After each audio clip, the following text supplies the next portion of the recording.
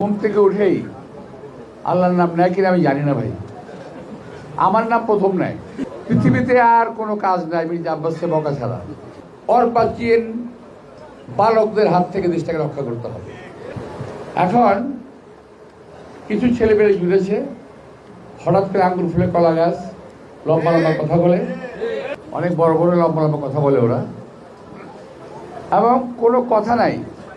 ঘুম থেকে উঠেই আল্লাহর নাম নেয় কিনা আমি জানি না ভাই। আমার নাম প্রথম নেয়। আরে ভাই, ঘুম থেকে উঠে আল্লাহর নাম নাও, নামাজ পড়ো, দোয়া করো, একটা মানুষের প্রশংসা করো, তারপর বেরোতে বাড়ি থেকে বেরো কাজ করতে। এখন ওরা শুরু করে আমার নাম নিয়ে। ভাই আপনি দেখেন, এখন যদি সোশ্যাল মিডিয়া খুলেন দেখবেন যে আমাকে বেদম বকাবকি উঠতেছে। পৃথিবীতে আর কোনো কাজ নাই মির্জা আব্বাসকে বকা ছাড়া। মির্জা আব্বাস এইটা, মির্জা আব্বাস সেটা। আরে ভাই, তুমি তো চাঁদপুর থেকে সেদিন আসছো বাংলাদেশে, ঢাকায়। আর এই যে আমার সামনে লোকগুলো বসা আছে, এরা বহুদিন যাবৎ এই এলাকায় বসবাস করে। তারা আমার সম্পর্কে যা জানে তুমি তার কিছুই জানো না। সুতরাং লম্বা লম্বা কথা বলো না। এলাকার গরিব দুঃখী মানুষ আমাকে চেনে, এলাকার অনেক ধনী মানুষ আমাকে চেনে, এলাকার ব্যবসায়ীরা আমাকে চেনে। এলাকার কোনো ব্যবসায়ী কোনোদিন বলতে পারবে না মতিঝিল হলো সারা বাংলাদেশের রাজধানী ঢাকা, ঢাকার রাজধানী মতিঝিল, আর ঢাকার রাজধানী ঢাকা ৮, যার অন্তর্ভুক্ত হলো মতিঝিল থানা।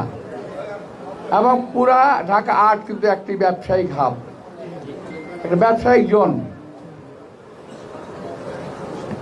কোনো ব্যক্তি, ওই বিশেষ ব্যক্তি ছাড়া, যিনি এখানে অতিথি পাখি হয়ে এসেছেন, উনি ছাড়া এই ঢাকা শহরের কোনো ব্যক্তি বলতে পারবে না কোনো স্বার্থের জন্য মির্জা আব্বাসকে এক কাপ চা খাওয়াতে পারছে তারা।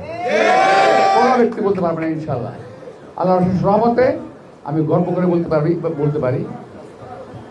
তো যাই হোক, তো আপনাদেরকে অনুরোধ জানাবো, এই সমস্ত ব্যক্তিদের হাত থেকে দেশটাকে রক্ষা করতে হবে।